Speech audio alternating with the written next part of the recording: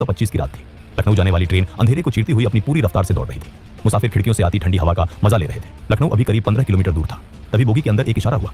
एक बड़ी मूंछों वाले शख्स ने अपनी सीट से इशारा किया और तभी टोपी पहने एक दूसरे आदमी ने फुर्ती से उठकर ट्रेन की इमरजेंसी चेन खींची। लोहे के पहिए पटरियों पर घिसटे और एक तेज कान फोड़ देने वाली आवाज के साथ गाड़ी की रफ्तार थमने लगी। यात्रियों को कुछ समझ आता। उससे पहले ही अलग अलग सीटों पर बैठे 10 लोग अचानक खड़े हो गए। उनके हाथों में पिस्तौलें तनी हुई थी। पूरे डिब्बे में सन्नाटा छा गया। तभी एक कड़क आवाज गूंजी, खबरदार, कोई अपनी जगह से नहीं हिलेगा। यात्रियों को लगा कि ये कोई डकैत है, लेकिन ये कोई मामूली अपराधी नहीं थे। ये वो जाबाज क्रांतिकारी थे जो अपने निजी फायदे के लिए नहीं बल्कि देश को आजाद कराने के लिए हथियार उठा रहे थे। ये चोरी नहीं थी, ये ऐलान ए जंग था। ये था द काकोरी ट्रेन एक्शन। साल 1920 तक अंग्रेजों का अत्याचार अपनी हदें पार कर चुका था। 1919 में वे रॉलेट एक्ट जैसा काला कानून लाए, जिसके तहत किसी को भी बिना सबूत सिर्फ शक के आधार पर जेल में डाला जा सकता था।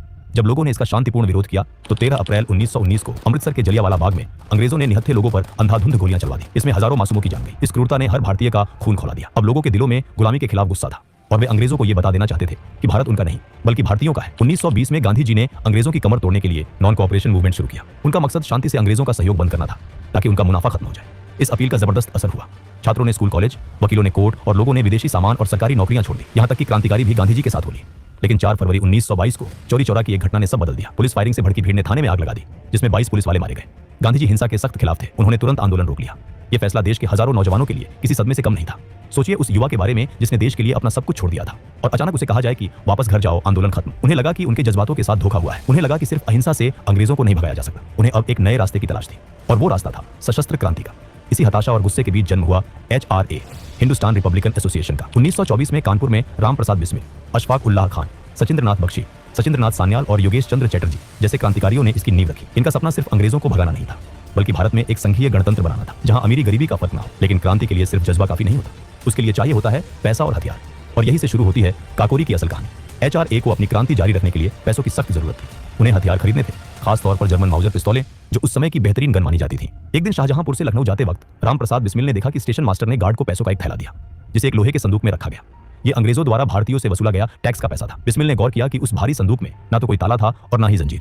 ये देखकर उन्होंने तुरंत फैसला कर लिया कि अब पैसों के लिए अपने देशवासियों को नहीं बल्कि अंग्रेजों के इसी सरकारी खजाने को लूटा जाएगा। बिस्मिल ने ट्रेन के आने जाने का समय और बाकी जानकारी इकट्ठा कर अपनी रणनीति पक्की की। फिर शाहजहांपुर में HRA के भरोसेमंद साथियों की एक मीटिंग बुलाई। वहां उन्होंने प्लान बताया, हमें शाहजहांपुर से लखनऊ जाने वाली 8 डाउन ट्रेन को लूटना है। काकोरी के पास चेन खींचकर ट्रेन रोकेंगे और गार्ड के डिब्बे से सरकारी खजाना अपने कब्जे में लेंगे। इस मीटिंग में बैठे चंद्रशेखर आजाद ने जब पूछा कि अगर ट्रेन नहीं रुकी तो क्या होगा, तो बिस्मिल ने कहा कि हम अलग अलग डिब्बों में होंगे। अगर एक जगह से चेन काम ना करे तो दूसरी टीम चेन खींच देगी।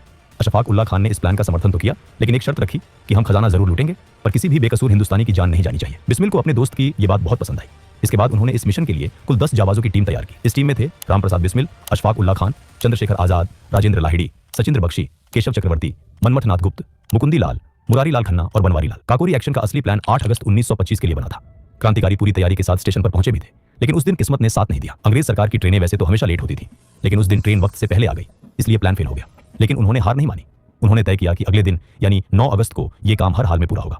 अगले दिन 9 अगस्त 1925 को 10 जाबाज क्रांतिकारी अलग अलग स्टेशनों से ट्रेन में चढ़े। उनमें से 4 के पास बंदूकें थी जिन्हें उन्होंने अपने कपड़ों के अंदर छुपा रखा था। शाहजहांपुर स्टेशन पर जैसे ही 8 डाउन ट्रेन आई, सभी क्रांतिकारी अपनी तय जगहों पर बैठ गए। राजेंद्र लाहिड़ी, अशफाक और सचिंद्र बख्शी सेकंड क्लास में थे क्योंकि चेन खींचने की जिम्मेदारी लाहिड़ी की थी।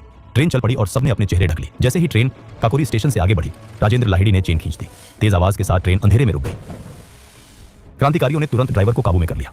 यात्रियों को घबराता देख बिस्मिल ने भरोसा दिलाया और कहा, डरिए मत, हम सिर्फ सरकारी खजाना लेने आए हैं, आपकी जान या सामान को हाथ भी नहीं लगाएंगे। आप लोग अपनी सीटों पर बैठे रहें। बिस्मिल, अशफाक और आजाद ने गार्ड को काबू में कर लिया, लेकिन वो ये देखकर हैरान होते हैं कि संदूक में तो ताला लगा है। संदूक बहुत भारी था, इसलिए उसे वहीं तोड़ना जरूरी था। अशफाक ने पहले पत्थर से कोशिश की, फिर कामयाबी न मिलने पर अपनी बंदूक मनमथनाथ गुप्त को थमा दी और हथौड़े से ताला तोड़ने में जुट गए। बाकी साथियों ने अलग अलग जगहों से हवाई फायरिंग शुरू कर दी ताकि लोगों को लगे कि हमलावरों की तादाद बहुत ज्यादा है। ये चाल कामयाब रही। डर के मारे ट्रेन में मौजूद पुलिस वाले और अंग्रेज अफसर भी अपनी सीटों से हिलने की हिम्मत नहीं कर सके। सब कुछ प्लान के मुताबिक चल रहा था, लेकिन तभी एक ऐसी अनहोनी हुई जिसने इन क्रांतिकारियों की किस्मत बदल दी। ट्रेन काफी देर से रुकी थी तो अहमद अली नाम के एक मुसाफिर अपनी पत्नी का हाल लेने महिला डिब्बे की तरफ बढ़े। मनमथ नाथ गुप्त, जो उस समय काफी कम उम्र के थे, उन्हें गलतफहमी हुई कि कोई हमलावर आ रहा है। राम प्रसाद बिस्मिल समझ गए थे कि वो एक आम आदमी है, लेकिन इससे पहले कि वो मनमथ को रोक पाते, घबराहट में गोली चल गई। अहमद अली की मौके पर ही मौत हो गई। ट्रेन में सन्नाटा छा गया। मनमथ अपनी गलती पर फूट फूट कर रोने लगे। बिस्मिल ने उन्हें किसी तरह चुप कराया। उनका उसूल था कि किसी हिंदुस्तानी की जान नहीं जानी चाहिए, लेकिन जो हो चुका था उसे बदला नहीं जा सकता था। वक्त कम था, इसलिए बिस्मिल ने तुरंत ध्यान काम पर लगाया। अशफाक से संदूक का ताला नहीं टूट रहा था, तो बिस्मिल ने खुद हथौड़ा उठाया और पूरी ताकत से वार करके ताला तोड़ दिया। अंदर से करीब 8,000 रुपये मिले, जिनकी कीमत आज लाखों में होगी। तभी सामने से पंजाब मेल ट्रेन आती दिखाई दी, लेकिन किस्मत से वो ट्रेन बिना रुके निकल गई। जल्दी जल्दी पैसे चादरों में बांधकर वो सब वहां से भागे। गोमती नदी के किनारे चलते हुए वो लखनऊ पहुंचे और रात एक पार्क में पेड़ों के नीचे गुजारी। अगली सुबह वो देखते हैं कि अखबारों में ये खबर आग की तरह फैल चुकी थी। उन 10 साथियों ने आखिरी बार एक दूसरे को देखा और चुपचाप भीड़ में गायब हो गए। काकोरी की घटना की खबर जंगल में आग की तरह पूरे देश में फैल गई। लोगों को सबसे अच्छी बात यह लगी कि क्रांतिकारियों ने सरकारी खजाने के अलावा किसी आम मुसाफिर का एक पैसा भी नहीं छुआ था। ये अंग्रेजों के लिए सिर्फ धन की हानि नहीं थी, बल्कि उनकी सत्ता पर एक करारा तमाचा था। ब्रिटिश सरकार समझ गई थी क्रांतिकारियों को तुरंत नहीं रोका गया तो बगावत की ये आग पूरे देश में फैल जाएगी। क्रांतिकारियों को लगा था कि उन्होंने पीछे कोई सबूत नहीं छोड़ा, लेकिन जल्दबाजी में एक चादर वहीं छूट गई। उस चादर पर धोबी का निशान लगा था। पुलिस उस निशान के जरिए शाहजहांपुर के धोबी तक पहुंची और वहां से पता चला कि वो चादर किसी और की नहीं बल्कि रामप्रसाद बिस्मिल के घर की थी। सरकार ने तुरंत इनामों की घोषणा कर दी। बिस्मिल और उनके साथी अंडरग्राउंड हो गए, लेकिन पुलिस ने मुखबिरों का जाल बिछा दिया था। सितंबर 1925 से गिरफ्तारियों का सिलसिला शुरू हुआ। रामप्रसाद बिस्मिल 26 अक्टूबर को पकड़े गए। धीरे धीरे पूरा संगठन पुलिस की गिरफ्त में आ गया। सबसे दुखद बात यह रही कि इनमें से कई गिरफ्तारियां अपनों की गद्दारी की वजह से हुई। अशफाक उल्लाह खान, जिस बचपन के दोस्त के घर छिपे थे, उसी ने इनाम के लालच में पुलिस को खबर दे दी। लेकिन एक शेर था जो पुलिस के हाथ नहीं आया, वो थे चंद्रशेखर आजाद। वो पुलिस को चकमा देकर फरार हो गए। पुलिस ने HRA के कुल 40 से ज्यादा लोगों को गिरफ्तार किया। जेल में पुलिस ने इन वीरों को तोड़ने के लिए हर हथकंडा अपनाया। सख्ती की गई और लालच भी दिया गया।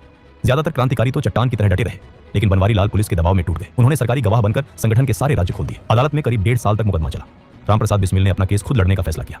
भरी अदालत में उनकी अंग्रेजी और उनकी कानूनी दलीलें सुनकर जज भी हैरान रह जाते थे। बिस्मिल ने अदालत को ही अपना मंच बना लिया। वो वहां अपने विचार रखते ताकि अखबारों के जरिए जनता तक उनकी बात पहुंचे। अंग्रेज सरकार डर गई कि कहीं बिस्मिल अपनी बातों से लोगों को और प्रभावित न कर दे, इसलिए बाद में उन्हें खुद पैरवी करने से रोक दिया गया। सरकार का मकसद इंसाफ करना नहीं, बल्कि इतनी भयानक सजा देना था कि भविष्य में कोई भी भारतीय अंग्रेजों के खिलाफ सर उठाने की हिम्मत न कर सके। जुलाई 1927 में अदालत ने अपना फैसला सुनाया। 40 में से कुछ लोग रिहा हुए, लेकिन 4 मुख्य क्रांतिकारी रामप्रसाद बिस्मिल, अशफाक उल्लाह खान, राजेंद्र लाहिड़ी और रोशन सिंह को फांसी की सजा मिली। बाकी साथियों को काला पानी या लंबी कैद की सजा दी गई। देश भर में इसके खिलाफ प्रदर्शन हुए और रहम की अपील की गई, लेकिन अंग्रेजों को जनता में खौफ पैदा करना था, इसलिए उन्होंने सारी अपीलें ठुकरा दी। सजा सुनाए जाने के बाद और फांसी के बीच का जो वक्त था वो बहुत भावुक था।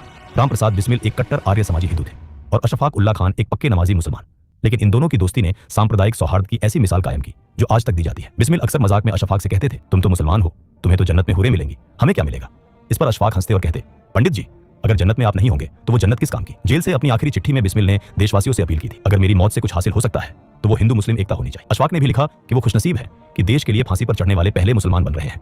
मर्सी पिटीशंस खारिज हो चुकी थी। ब्रिटिश सरकार खून की प्यासी थी। गांधी जी पर भी आरोप लगते हैं कि उन्होंने इन क्रांतिकारियों को बचाने के लिए उतना जोर नहीं लगाया जितना बाद में भगत सिंह के लिए या इरविन समझौते के समय लगाया था। दिसंबर 1927 का वो सर्द महीना आ गया। सरकार को डर था कि अगर सबको एक जगह फांसी दी गई तो जनता भड़क सकती है, इसलिए सबको अलग अलग जेलों में भेजा गया। राजेंद्र लाहिड़ी को तय तारीख से 2 दिन पहले ही 17 दिसंबर को घोड़ा जेल में फांसी दे दी गई। वो हंसते हुए फांसी पर झूल गए। रामप्रसाद बिस्मिल को 19 दिसंबर गोरखपुर जेल में फांसी दिया गया। जब जल्लाद ने पूछा कोई आखिरी ख्वाहिश, तो वो बोले, मैं ब्रिटिश साम्राज्य का विनाश चाहता हूं। फिर जोर से वंदे मातरम और जय हिंद का नारा लगाकर फंदे को चूम लिया। अशफाक उल्लाह खान को 19 दिसंबर फैजाबाद जेल में फांसी दी गई। इन फांसियों ने आंदोलन को खत्म नहीं किया, बल्कि उसमें घी डाल दिया। HRA खत्म हुआ तो उसकी राख से HSRA, Hindustan socialist Republican association का जन्म हुआ। चंद्रशेखर आजाद ने भगत सिंह, सुखदेव और राजगुरु के साथ मिलकर मशाल थामी और इंकलाब का नारा बुलंद किया। सालों तक अंग्रेजों को चकमा देने के बाद 27 फरवरी 1931 को इलाहाबाद के अल्फ्रेड पार्क में पुलिस से घिर जाने पर आजाद ने अपनी पिस्तौल की आखिरी गोली खुद को मार ली। वो जीते जी कभी अंग्रेजों के हाथ नहीं आए और आजाद ही दुनिया से विदा हुए।